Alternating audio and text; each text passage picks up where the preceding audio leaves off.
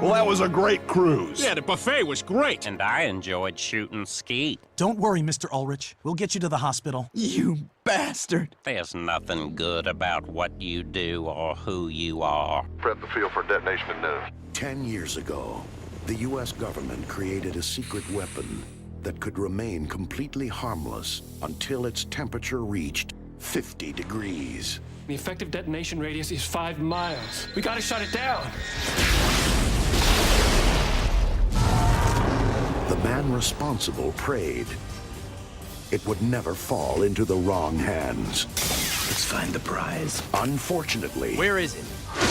it's about to be handed off Doc, you have to take this to Fort Magruder. Has to be kept cold. to a short-order cook Morning. and an ice cream delivery man. I need your ice cream truck. You are not taking my truck. How far you got to go? Now, all that stands between the bad guys Andy's ice cream. You have no idea what you're in possession of. Give it to me now or you'll be dead within 5 minutes. It's for you. and massive destruction.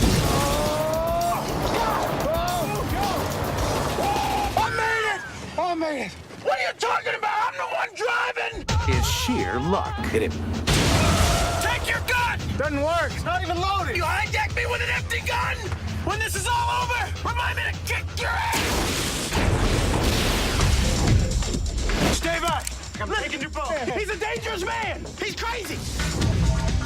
I'm crazy. I'm crazy. Oh, hell no.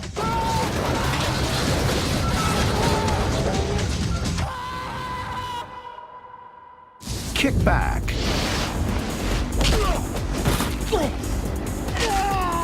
That didn't work.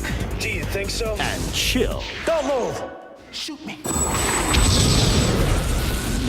Kill him now. Chill factor. We gonna die! Put your hand in my pocket. We're about to die. You want me to do some freaky?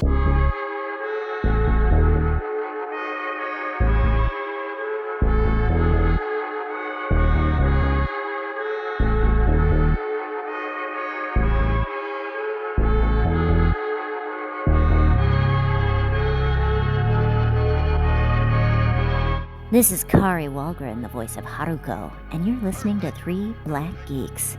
Come on, keep listening. Everybody's doing it. You know you want to.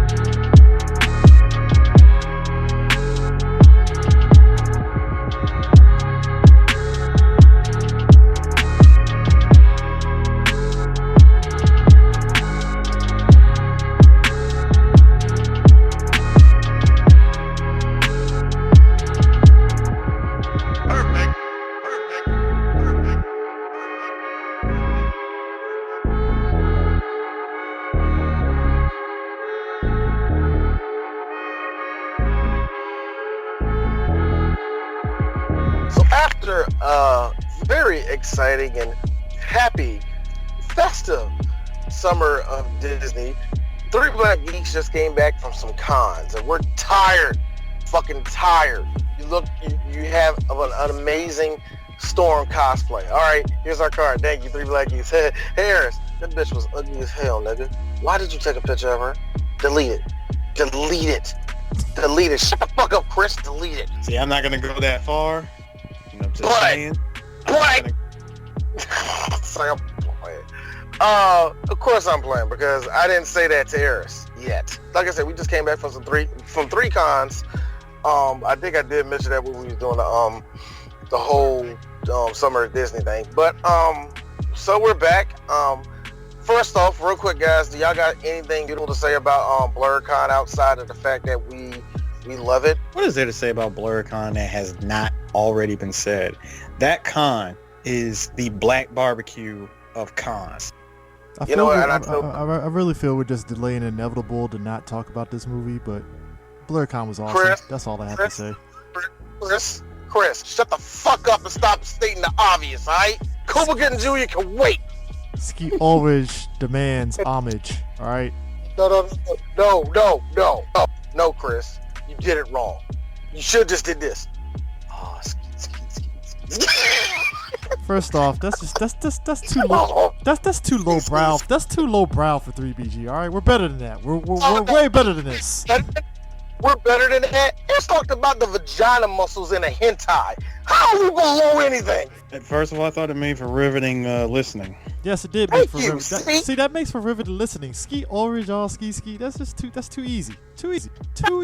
Actually connects to Skeet Ulrich, because Skeet Ulrich is in the craft, and we interview Rachel True, who was in said craft. Back to Blerdcon. And also, if we're on cons and stuff, I'm surprised Skeet Ulrich hasn't hit the convention circuit yet. That is shocking. Give him time, CJ. Give him time. You mean to tell me Casper Van Dien said, I'm not doing nothing this month? You mean to tell me Skeet Ulrich said it's better. I'm better than that shit. You know what? I always laugh at the celebrities that think they're better than cons. No, you're not. None of you are. Okay? All of you should be on that level. Let's just say, and it never will happen, but let's some strange reason, the IRS completely butt fucks the living shit out of Beyonce and Jay-Z. You best believe they are going to every chitlin circuit thing they can ever go to, because yes, you're not above going low. You're never above going low. All right? So, and it's not even low, because people love all these people at cons. You'd be shocked at the line that racist Kevin Sorbo gets. Look, Rachel True at Blerdcon, she, it's amazing to me, and this is probably why I enjoy these type of conventions and stuff, is like seeing a lot of celebs react to just the entity of the conventions, like seeing Rachel True just like, oh my god, this is like a fucking big ass damn black ass party, this is amazing, and it just Bo Billingsley kind of being like the grandfather at a fucking black family and just hitting you with wise wisdoms and shit. I will say this about Bo. I talked to him briefly. But he had this look like, man, oh, this blackness. I know, really, right? It's like, I mean, in his jet black voice. No, he said that, but check it out. Which is funny that he can naturally go into that voice like it's fucking nothing. But it's just funny how they do it. I love it when voice actors do that, because it's always like one octave too high or too low from their regular voice, so they just slip into it like it's nothing. So all he had to do was like, hey, all he had to do was like talk upward. Dude, I swear, it was the same thing with Kevin Grievous the previous year. I laughed because Kevin Grievous, if you know Kevin Grievous, you probably remember him from Steel. He had a high top fade and shit, and then Underworld, he had the bald head, right? Look at Kevin Grievous now. He's like your old ass uncle at a family reunion, chill as shit, just whatever and stuff. And it's just your perception of him. It doesn't change, but like Kevin Grievous just blends in with the crowd now at this point. Yeah, I know. Even though, look, just real talk. And if Mr. Billingsley ever hears this, I say this in love. You look like you came down that elevator and said, would you look at all these skeezers? It seems like at any moment's notice, he could literally turn into Cotton Hill and just slap a random chick in the ass, and they'd be like, oh shit, it's Bo Billingsley. Thanks, Bo. You don't say Cotton Hill. He's black. You say Uncle Luke. Yep. First of all, and then when the girl gets mad, right? She's like, I can't believe this guy just smacked me on the ass. Then her friend's gonna pull her to the side and say, no, you're not gonna get mad. You just got your cheeks smacked by Jet Black. Got them yams smacked by Jet Black, dog. You better cherish this moment. And the one jealous friend, your ass ain't that big here. Meanwhile, I've seen plenty of dudes oogling Rachel True from a distance, ready to risk it all. And I'm like, guys, don't do it. I understand. I understand the tits were popping. All I'm saying is don't risk it. Don't do it. I don't pop it. She was, at least when I saw her, she looked modest. I saw these close up. I'm just saying. As did I. Perception. No. I like to put it out there. DJ Sue and CJ that said that Rachel. Wow, sir. Wow. Way to dry snitch. Way to dry snitch there, sir. Hey, CJ. So, you like the view under that bus that we just got thrown under? I know, right? Hold on, nigga. Hold on. Renee, I like that one. Renee from Arrow over here, dry snitching. Goddamn. All right, I'm sorry, Miss True. I'm sorry. Your titties are actually more magnificent than what they're trying to describe. That's all I'm trying to say. As a person that tried to jerk off to that scene of Half Baked, but Dave Chappelle kept talking. So. Meanwhile, Estelle, she came in, did her thing, did some interviews, chilled, and bounced. Oh, the best thing about Estelle. The very best thing about Estelle was when she walked in the room, she told everybody off the jump, like right when everybody hit record, don't ask me nothing about the movie. Oh, she knew what's up. I have never seen so many people like scratch for questions. And this is what makes us great. Experience, nigga. Experience. I told you this was going in there because it was so funny. I told Chris right before that, I'm like, Chris, whatever you do, don't do this. So we're using an Empire. Did you see that scene? Okay, so Steven Universe with Garnet and Power. My Empire question would have been, so how did you prevent yourself from joining in the ratchetness that is that show? That's my curiosity on that, if anything. I can tell you exactly what she said. Oh, easy. I don't fuck with black people. Bruh, that would be the most candid answer ever. It's like, oh my God. Here's Eric shoving the camera to the side. Bitch, you are at Blerdcon. To which a wild Crondon comes up there. See, Negroes. See, that's exactly what I was talking about. These Negroes.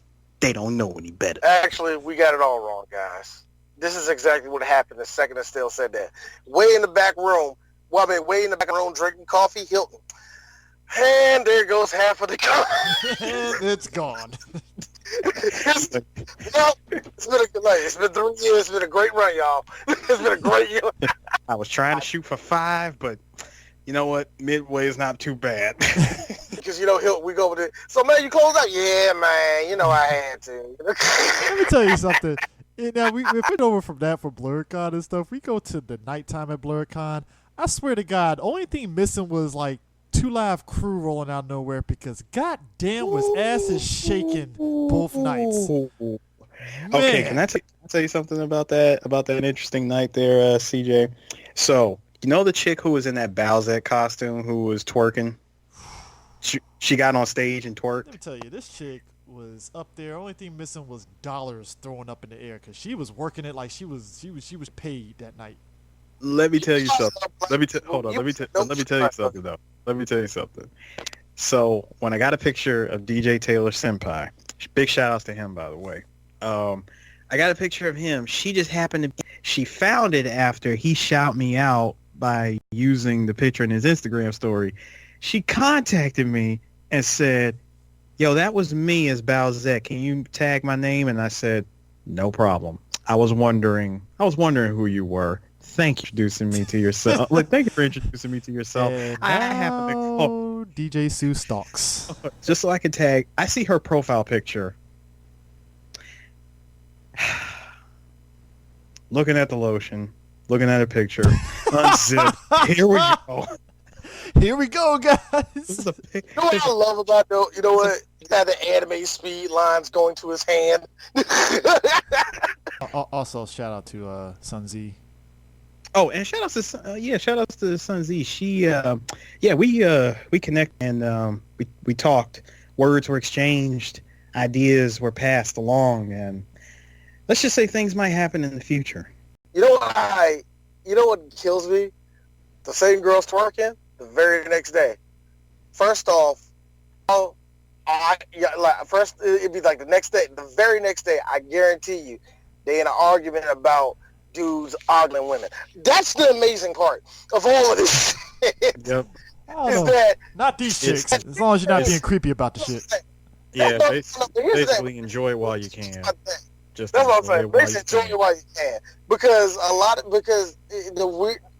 it's not so much girls there. I meant like just the way society is in general. You know, I get it's all but don't touch, but now it's like look, but don't get hard, nigga. Like what?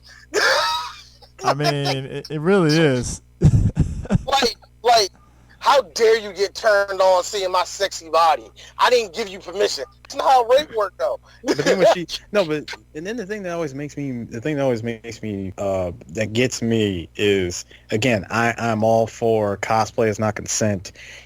My thing is, if you're gonna cosplay as Detective Conan, don't come up here trying to be a slutty Detective Conan and then have the nerve to turn around and look at me dead in my eyes and say that I ain't no hoe. I ain't okay. That might be true, but you're wearing the uniform. It's out the way. So Harris, that's your gender swap fantasy, nigga.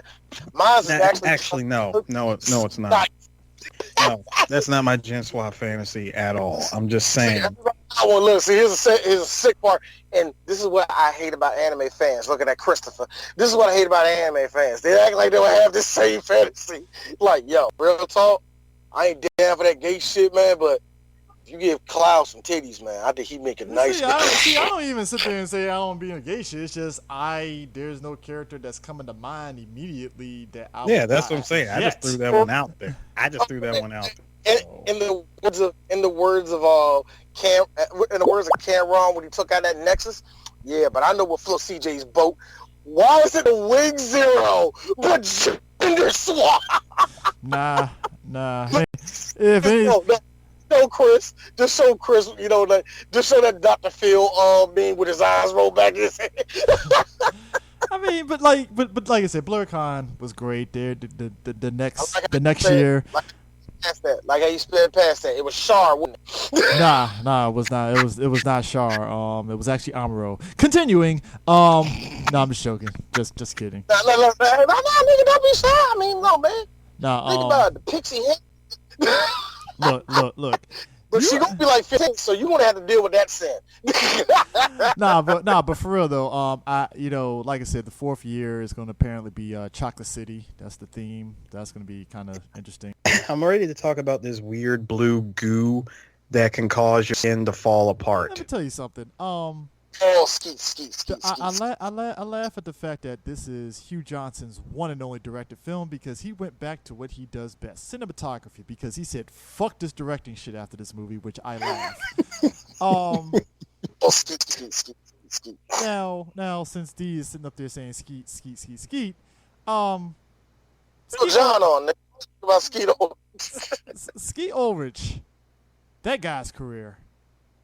You want somebody? All right, it's funny. I'm going through all of our some of our older podcasts to basically make a best of list type of thing, whatever. But anyway, I fell onto the episode Hard Rain. And the one interesting thing we said in Hard Rain was at least we mentioned how fucking Christian Slater was trying to be trying to be like Jack Nicholson or some shit like that. Yeah. And everybody will compare him. And a lot of people compared him to such. I did that with Skeet Ulrich. I was like, Skeet, I know you're here because Christian Slater is getting kind of fat. And he's 32 years old now. I get that's why you're here. And he was thinking about it. No, he wasn't. He was here to be a pretty boy substitute for a couple years, and he just disappeared. And then he popped back up in fucking Riverdale, and I'm like, oh shit, Skeet Ulrich just got a job. Awesome. I'm sorry. What? Nah, I know he's in Riverdale, but is he a parent? Because he's like 10 years older than us. So what is he like? What is he in that show? Dog, he's Jughead's dad. That's even better. That's what makes it fucking hilarious. I'm like, you're Jughead's dad. Get the fuck out of here. I was like, bruh. You don't see how to just hit my face when you said that. Fucking what? Yeah, I mean, look, this is a show that had this is a show that had Archie's dad being Luke Perry, and I was like, oh fuck, this is awesome. Oh man, that's sad. Wait a minute, Luke Perry was Archie's dad. Yeah. R.I.P. R.I.P. But oh my god, so Skeet Ulrich is Jughead's dad. Mm-hmm. You know what, guys? It's not. You know what? Much like I said, perfect casting doesn't come naturally. You know, it's funny with Skeet is the fact that Scream, unfortunately, well, fortunately, is really his high point of his career. I mean, he was in another movie that I watched. Because outside of The Craft, he has done what? I mean, he did a movie, and I actually thought it was actually a pretty decent movie, The Newton Boys, with him and Matthew McConaughey, and I think he did another movie recent as like 10 years ago with Christopher Columbus. Chris Columbus. What the fuck that black dude's name is from Stomp the Yard?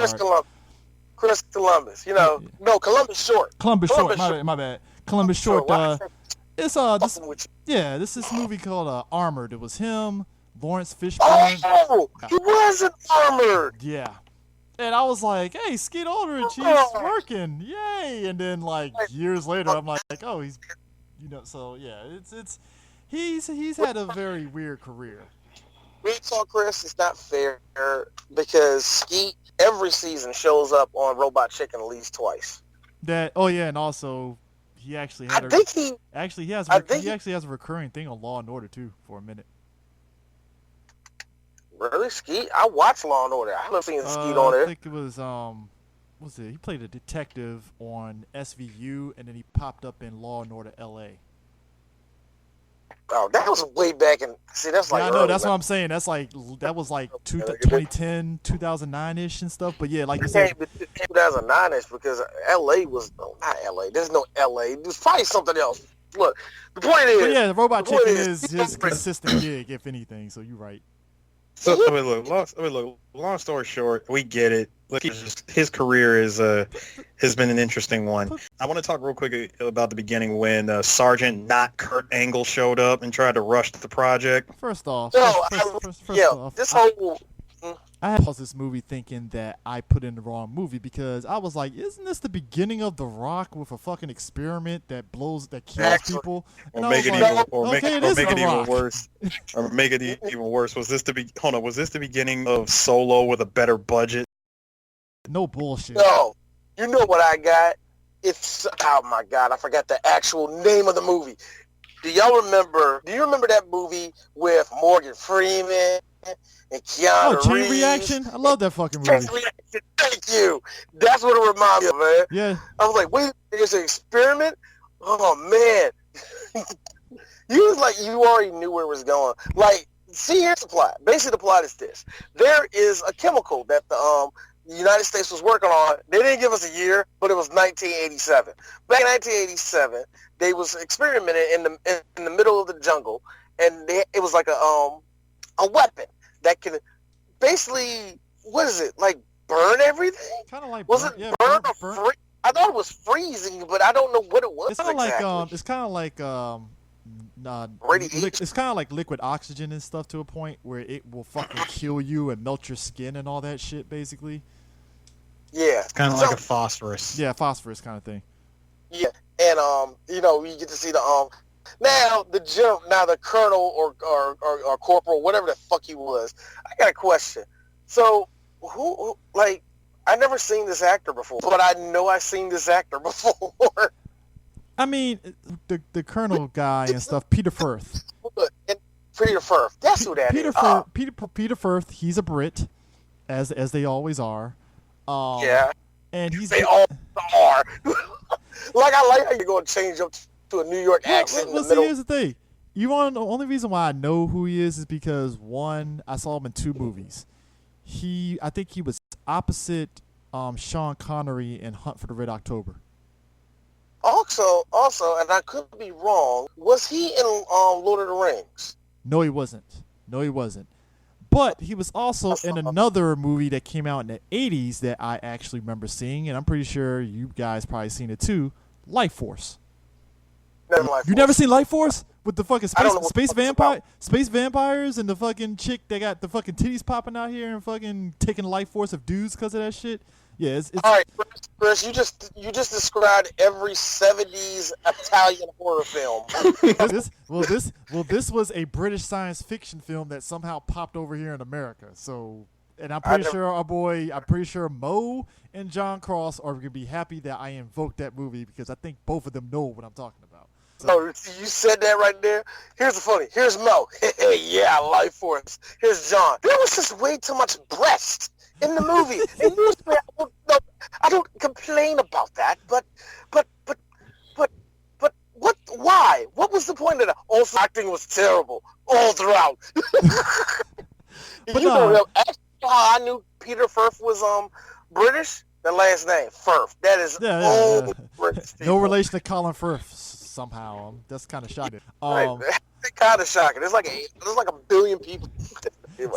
But yeah, the problem with the general and stuff, and I think it goes to Wasu, is like, he's just okay. So he gets blamed for rushing it, as he should, and he gets thrown in Leavenworth behind that shit. To which I'm like, so he gets life in jail in Leavenworth, but no, he gets 10 years. Hey man, look, when you're trying to rush Dr. Philip Green from Casino, you kind of deserved it. I mean, he got 10 years in Leavenworth, though, man. That's rough. Harris, you said that. I was going to say, when you rush the head coach of the Washington Huskies off a 6-man, this shit happens. Like I said, you ever want to know what happened to Philip Green after he told the FBI everything? He went into hiding and became a scientist. Let me tell you something. Actually, no, Harris, it's a different actor, man. I know, but it looked like an older version of him. Let's just be real. No.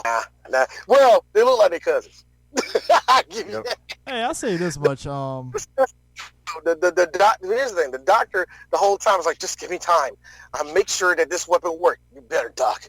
I trust in you. And I think it's one of those things where the military, scientists come together and shit. But instead of it being 1 mile, like you said, instead of it being 1 mile, what does it say? They said 200 feet. They was like, this is going to be X amount of kilograms. Like, oh my God, that's the whole island. Get everybody out there. And you see the Walter looking ass nigga get burnt out and shit. The not racist Walter Goggins.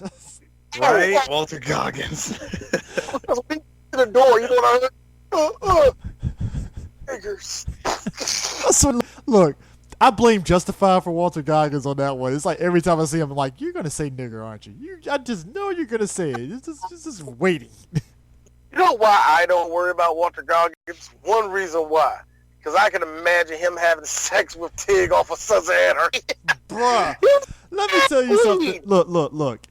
In the name, in a badass one too, yo. Look, in the name of progressiveness, I gotta give it up to Sons, man. They went there with it. I was like, well, shit, they went there with it. All right, cool. They did. Look, let's just be real. In every group of white guys, there's gonna be one dude that wants a hot dog in the middle of his sex. So, hey, look, man, I remember seeing Tig in season 1, and I'm like, oh, he's about that life. All right, cool. Oh, that nigga about that weird shit. Oh yeah, I like my chicks tall, and we always have anal sex, and oh my God, you're a man. Why didn't you tell me sooner? I mean, but with heavy rolling. Hey, Chris. Why didn't you tell me sooner? Here's a pole. Stick this all the way in my ass. Let's go. Ah, yes. I can't. Harris, look over his shoulder. This is going to be a love relationship. Clearly. But, absolutely. No, but what has me rolling Can I also point out that seeing the aftermath of Foster's bomb taking the Goggins here roll up looking like homeboy from RoboCop when he got dipped in that acid. Just hit him with a car already. Goddamn. I mean, hit him with the car. Just hit him with the car already. So the general, colonel, whatever it is, he gets thrown into jail. He gets thrown, like you said, into Leavenworth for 10 years. And basically they said, cut, all right, give him a shave. Action. Now, the whole basis of the movie is that the general is out for revenge. Now, here's my thing. A simple revenge plot would involve, hey, I'm going after this doctor. I put a bullet in his head, and I'll feel better about that. But no, he's a 90s. He has to take it fucking 0 to 100.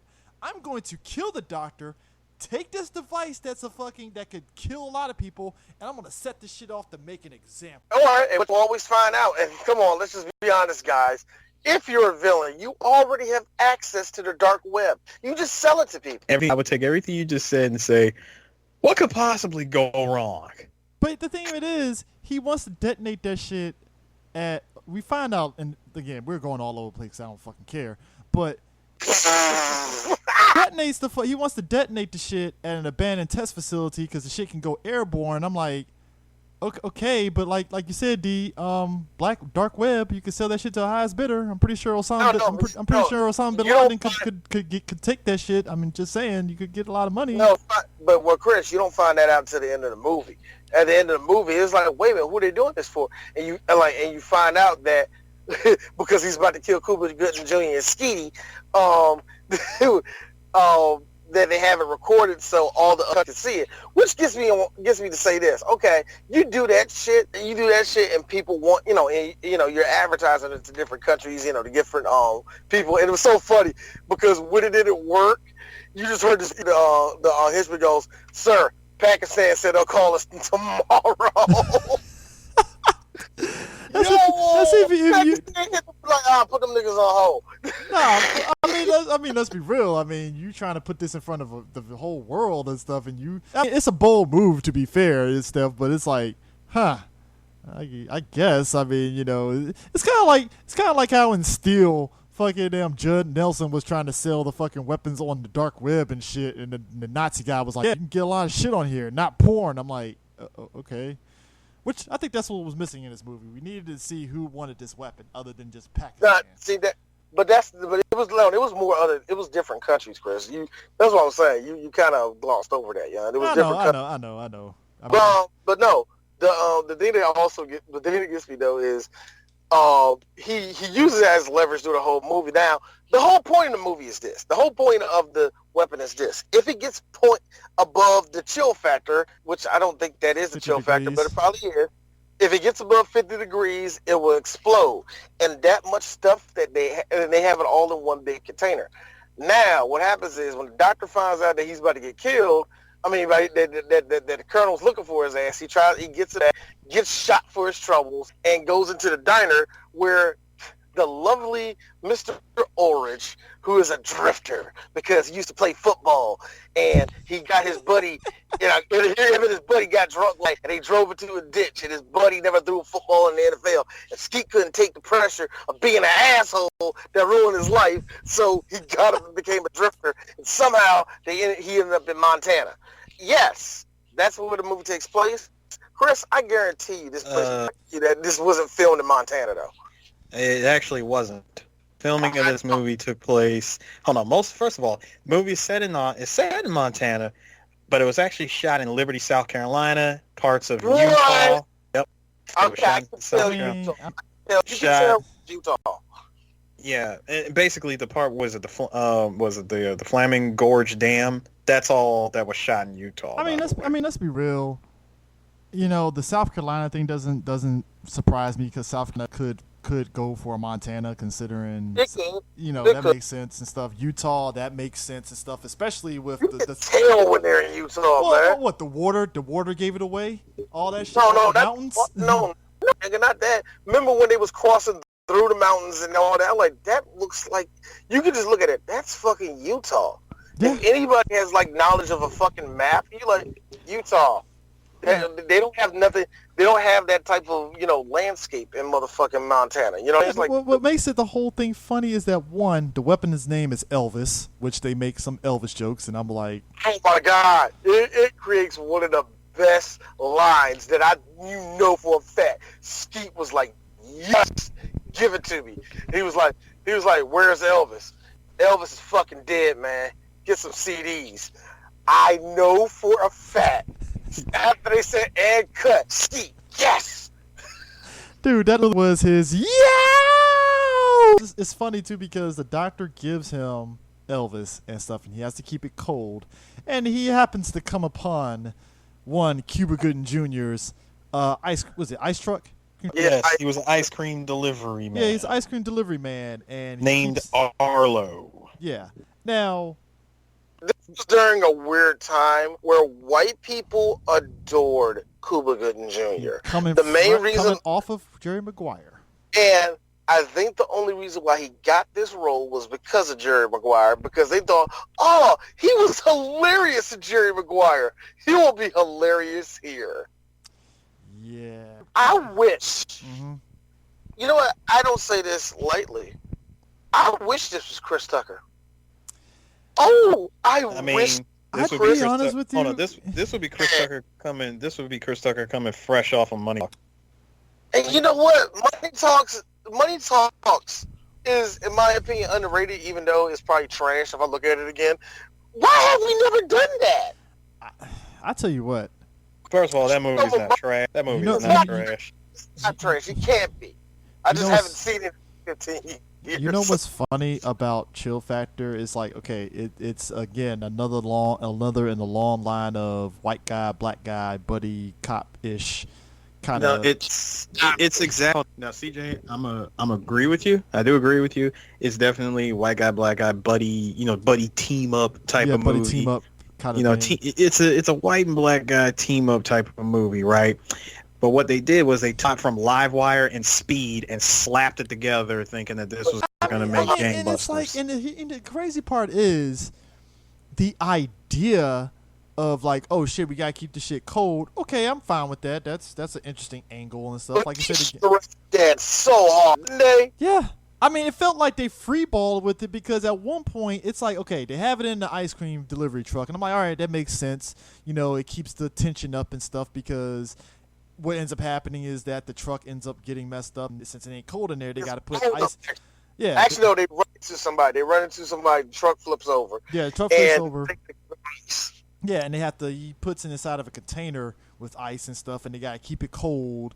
And I'm like, okay, but at some point, that shit had to rise above degrees. There were certain spots in the movie I know for fact the shit went above 50 degrees, and yet nothing happened. The thing that gave me, and all that shit that kills me, is that there was such tension. It was like, remember at the end of the movie, it was like, we're going to die, we need some ice. Like, I got some ice, I got beer. and like, okay, so as I think we talked about this in Half Past Dead, whenever you have your group of bad guys, there's always that one chick that is badass and doesn't take names, and she ain't taking anybody's shit. Chris, we call that 90s writing. That was 90s writing. First of all, give her the crazy. You got to give her the crazy hair. Give her the crazy hair, and that's cut. It's always a pixie cut. Yeah, give her the pixie cut. You are son of a bitch. Give her the pixie. First of all, it's a white girl. She's got to rock the pixie cut, or she's got to rock a bob in some kind of way. If it's an Asian woman, she has to have a neon highlight streak in her hair somewhere. And this chick in this movie is Hudson Leak playing Vaughn. Now you might ask yourself, Hudson Leak, who the hell is she? Well, if you watch Xena, she's Callisto in Xena. Yep. And I always tell myself, I wonder what happened to anybody else off of Xena outside of Lucy Lawless. I mean, Sam Raimi's brother. Now, with Hudson Leak, I did like her. I like her in the movie. I mean, let's just be real. Which had history, apparently. Yeah. I mean, let's just be real. She played the role exactly how she's supposed to play it. I mean, granted, this is 1999, so we are at the edge of edgy side bosses. I mean, yeah. She was a boss? Sub-boss? In a way, like I said, sub-boss. I mean, she was kicking sub-boss? She was the equivalent of Dulcine's wife in the background, turning her head every time he gets punched. No, she wasn't, because I'm about to jump ahead, because once again, like Chris, I don't care. When she showed up and pulled the Carl from, she showed up with the gun. That bullshit. I mean, come on, she was bleeding. I'm gonna kill you, Skeet. I mean, come on, man. We pulled up with the gun, bleeding out, everything all busted up. I'm like, yep, she pulled the Carl. You're a sub boss. I mean, I ain't gonna lie. Yeah, but I'm sorry. When you take the tiger knee from Skeet Orange, nigga gave her all of the George St. Pierre knee. He gave her all of that shit, and then slammed the bitch's head on the car. And I was like, well, in the words of Chris, grand opening, grinding. That was nice. That was beautiful. I hope you got a balloon. I hope y'all got a balloon. I mean, you know what was funny too, is that at one point they're being chased by the bad guys. They're rocking Chevy Suburbans and stuff, and I'm like, how the fuck is this damn ice cream outpacing a fucking Suburbans? What I'm wondering is how are you guys running around with these 1999 pistols and not hitting anything? I mean, I like girls because she has scope on that bitch and still missed. Exactly. No, you know who gets the MVP? Okay, there's this tense scene, and to be honest with you, there's not that many tense scenes. The tension in this movie is about as thick as a pasta, but this is the thing that gets me. There's this part where they gotta try to get the truck out of a little ditch that's about to fall over the mountain, and they get out of it, and they make it, and yeah! You see this nigga zip line. This is a motherfucker that just zip lines down. Bow, bow, bow. Shoots dead at Cuba Gooding Jr. Of course, the bullets doesn't hit him, but they drive forward, and they just chuck the living shit out this nigga. Bam! And I'm like, beautiful, beautiful, beautiful. What was the reason why the henchman did it? No reason? Even, oh my God. I'll tell you what was beautiful. Magnetic. Beautiful movie. I'll tell you what was beautiful. Our boy Not getting blown up, and that wonderful CGI of his face get blown off and then turn into a skeleton. God. No, you know the motherfucker that worked on that face was proud of that. I mean, don't get it twisted. It's like he said. No, when I saw that, I said, "Yo, whoever worked on this looked at that scene with the Ark of the Covenant and said, hold my beer." This movie's a lot of things. It actually isn't that bad. It isn't, but you're still laughing though. Wait. Now, hold on a minute. You say it ain't that bad. Now, for a movie that cost almost $35 million to make, and even make $12 million at the box office, you consider that not bad?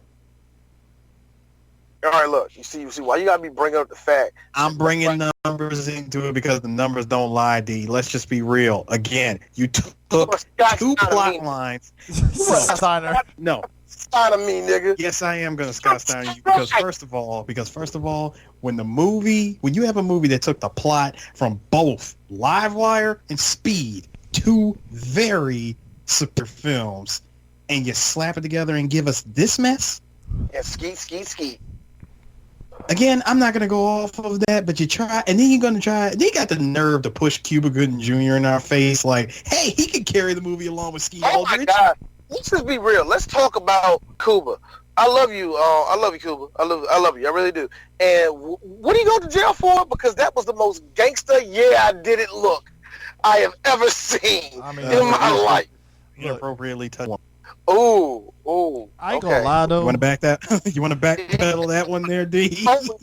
Hold on. And this actually came up with us not too long ago. Y'all know how we are. We talk kind of raw. We act like the mic ain't here. We talk amongst ourselves.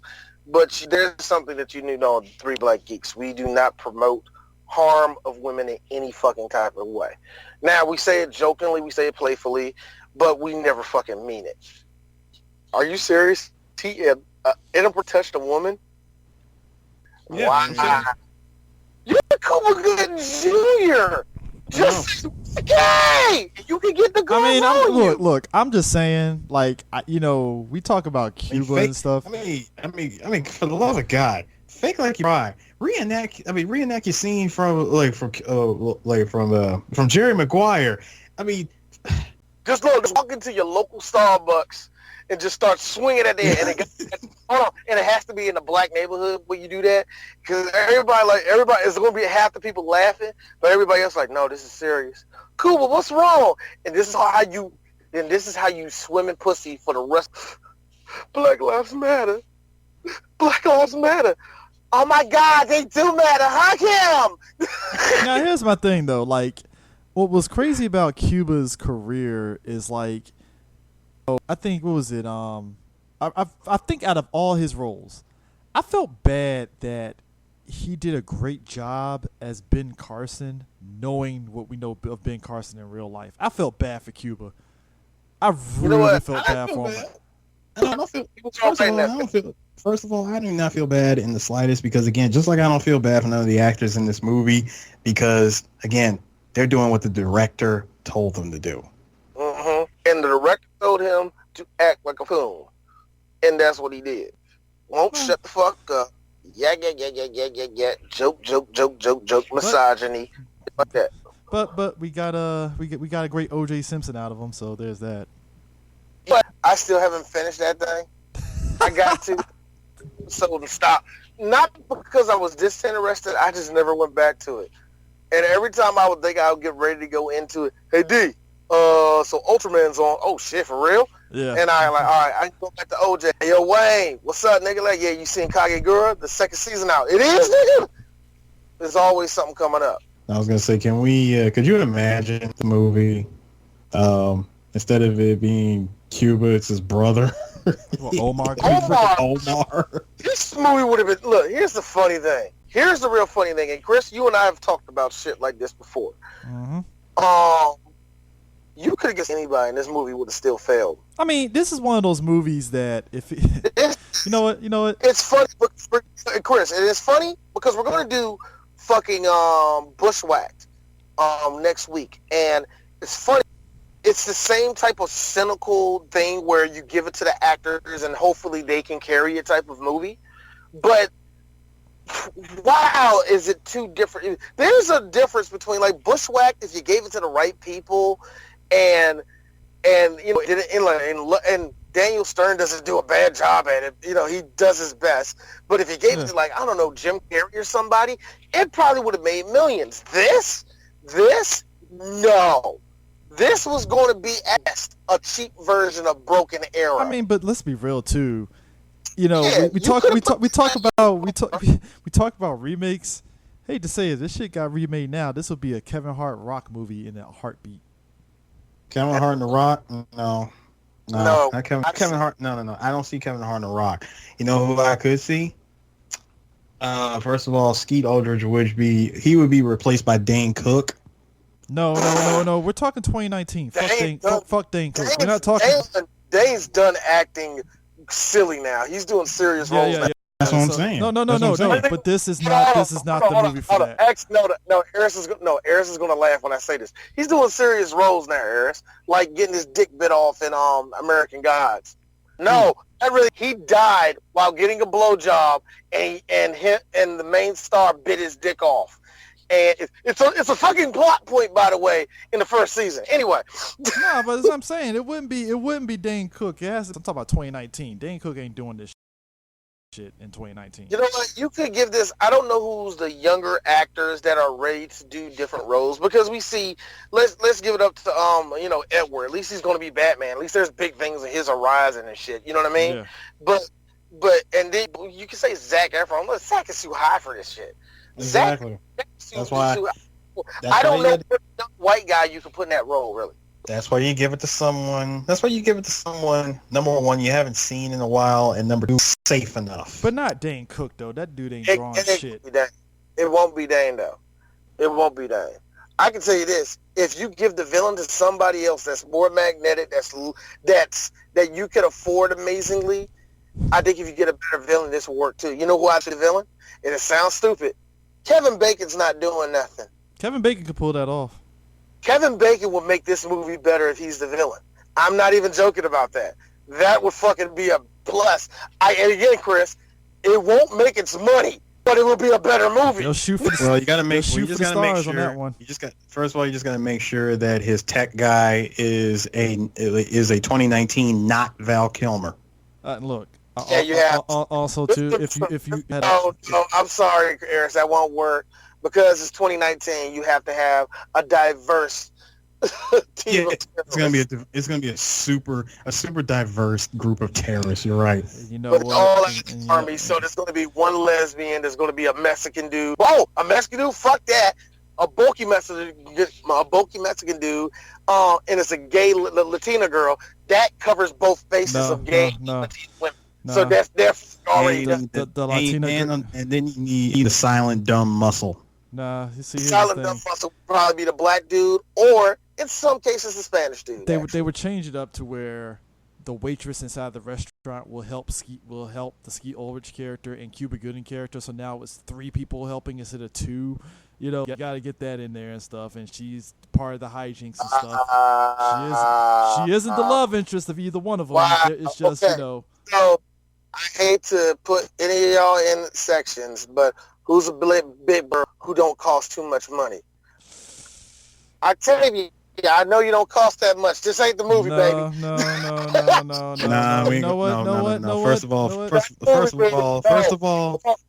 all, Octavia would be coming off of Ma, so nah. No. If I really had to cast this, messing up her name, homegirl from fucking Last OG. Tiffany Haddish, nigga. Yeah. Tiffany Haddish. I can see it. Oh, she too much. And even if she doesn't cost too much, she's gonna take over. Or you get the older daughter from Black Lightning.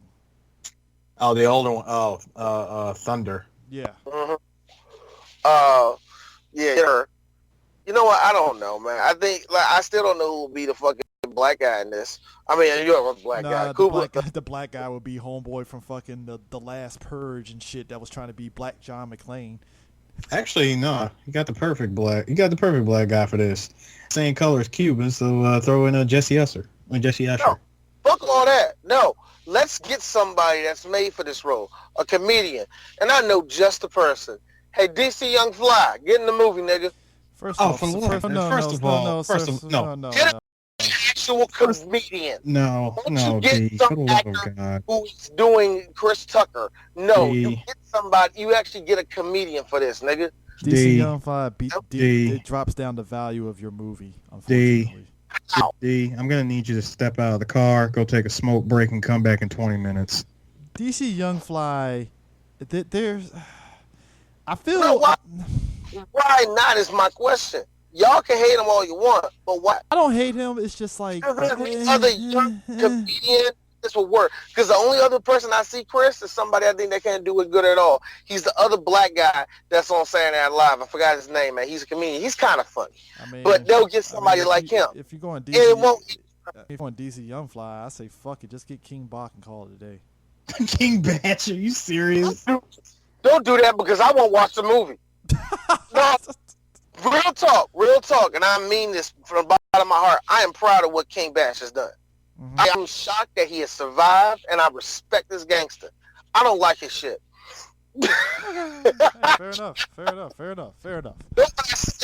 what I said though. Just because I don't like you doesn't mean I don't respect the hell out of you. I mean, him and Tim just survived, and I had no idea. I still don't know how. I know mostly ass, but still. All I'm saying is, you want to talk about who's lucky and stuff? The fact that Cuba and Skeet got a government payout. Oh, what do you mean a government payout? What do you mean at the end of the movie? Yeah, in the movie, they was like, okay, you guys keep your mouth shut. We'll pay you money. I'm honest with you. Nah, hey, remember he sat there and was like, hold up, we did all this shit. We can expose this motherfucker. And he's like, oh, no. Keep the shit low key. We'll give you money. Oh, you don't want to do that. We'll kill you. No, people don't understand how serious that is. That will fucking kill you if it wants to do that shit. And that's not even me trying to be a conspiracy theorist. Oh, if the whatever government of any fucking state, any fucking country could say, like, wait a minute, you know this and that country, and you're going to America, yeah, and I look at your fucking Facebook page, you talk all the time, yeah, pow! It's like a laser sight all of a sudden. I'm like, D, what's that laser sight? Oh, shit! No, they'd be like, you won't even hit a gunshot, you just hit a... It's like, oh, all of a sudden the sniper rifle, no, You stay alive. You gonna live. You gonna live with this. You gonna like hold on. First of all, you gonna sit here and point a gun at me and force me to drive? How far we go? That was that was legit a funny part. That was a funny line, I'll admit that. But I told myself, how funny would have been if it was actually given to a comedian? How funnier would that have been if this was Martin? I mean, they put that in the trailer to try to get into the movie, so yeah. I mean, you could tell that's first of all, if Martin was doing that, he'd be like, oh, "Okay, see, what you was trying to do was you was pointing the gun at me, and now we got this bomb over here, blow up everything around here, but that don't give me the right though. No, it don't. So where you trying to go?" Oh, Harris. No, we got this too. Like, what's the temperature, man? The temperature, it's 49 degrees. Oh, don't die, man. Oh my God. That shit. We would have got that. That, Martin. We're gonna die. I didn't say hi to nobody. I ain't told my mama. Oh man. And then of course, there's always going to be that side. There's always going to be that running gag about him and his mama in the movie. Mm-hmm. I mean, you know what? There's and if his mom, hold on, and if she was still alive, it'd be played by Della Reese. Yeah. Yeah. Man. I'm mad at the fact that we circumvented everything about this movie, but we also touched on everything about the movie too at the same time. Which will work. Yeah, because there's not that really many beats. You know what, Chris? Another thing I thought about this movie, it's funny how we get the earnings. We don't see this much anymore, at least not like we used to, because in the 90s that just became a thing. And really what started it to me was in the 80s where you did get these Ebony and Ivory team-ups, and it worked, and it's a benefit. We've seen it with Billy Crystal and Grant's their movie. We've seen it several times from some of the most funniest motherfuckers together ever, which is Richard Pryor and Gene Wilder. We've seen with their movies.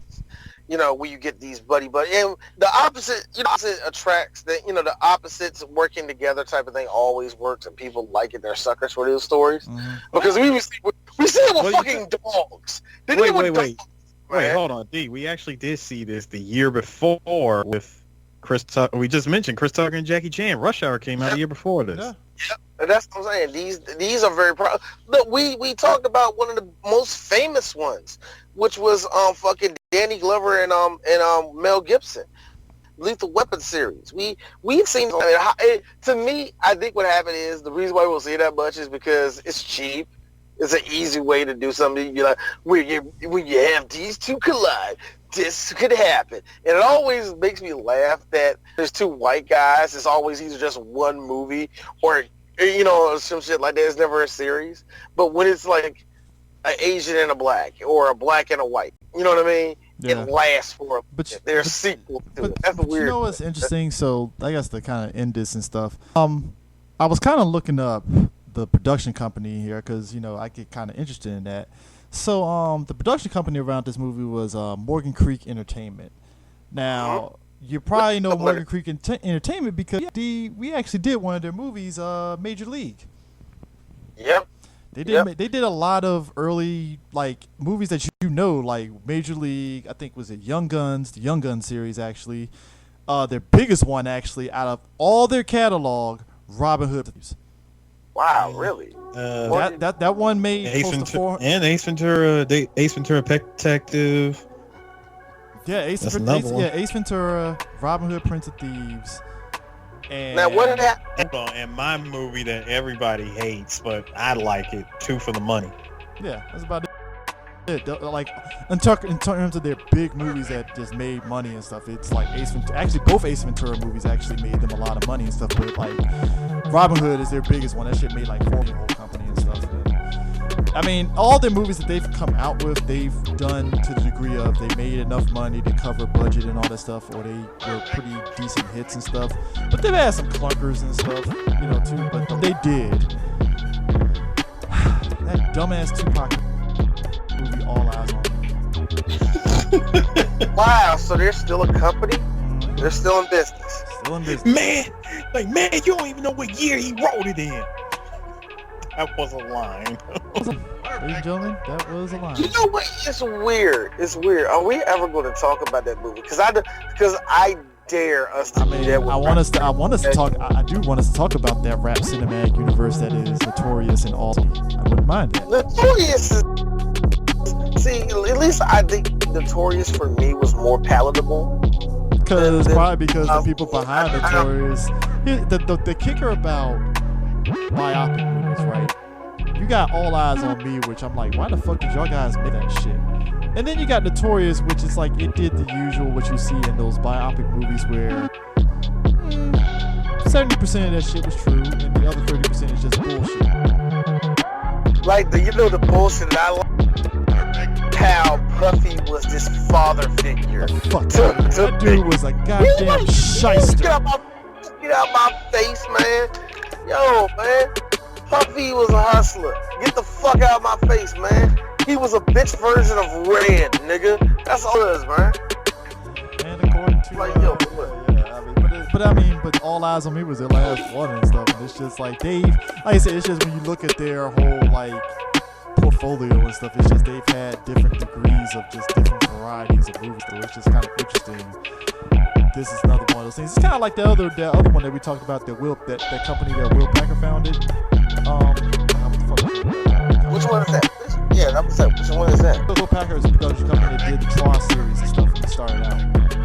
Oh God, I forgot the name of it. Raintree, was it Raintree Studios, or whatever the fuck it is? Something like that. Yeah. I mean, you know, it's just kind of interesting, just the portfolios they had. I mean, hell, I'm surprised Joanna Man didn't get Morgan Creek Entertainment, to be honest, and stuff. So actually, Joanna Man made his money, didn't it? Yeah, it made his money. It did. I was just shocked though that something like that didn't sink them and stuff. It was just like, surprised. You'd be surprised what flew with and how stupid Hollywood gets, man.